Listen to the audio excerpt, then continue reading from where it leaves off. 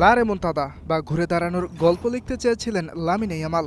ম্যাচের আগের দিন স্মরণ করেছিলেন বার্সেলোনার রেমন্তাদার নায়ক নেইমার জুনিয়রকেও। তবে এতটুকু হ্যাডাম এখন আর বার্সা নেই। জিততে হলে করতেই হবে কামব্যাক। এমন ম্যাচে মাত্র 4 মিনিটেই ঘুরে দাঁড়ানোর যাত্রা শুরু বার্সেলোনার। Lamine Yamal deadlock ভাঙেন। 23 মিনিটে ফেরান তোরেসের ঝলক বার্সেলোনাকে সমতায় ফিরিয়ে ফ্যানদের এনে দেন স্বস্তি। তবে সেই স্বস্তি থাকে মাত্র 7 মিনিট। আদেমোলা লুকম্যান গোল করে 2 লেগ মিলিয়ে আবারও এগিয়ে দেন বার্সেলোনাকে। 55 মিনিটে বল জালে পাঠিয়ে আবারও উল্লাসে মাতেন তোরেস। তবে ভিএআর চেকে ধরা পড়ে অফসাইড। মুহূর্তেই বন্ধ উদযাপন। পিছিয়ে পড়া বার্সা যখন ঘুরে দাঁড়াতে মরিয়া, তখনই আবার মহা বিপত্তি। লাস্টম্যান আলেকজান্ডার শার্লটের জার্সি টেনে ধরেন এরিক গার্সিয়া।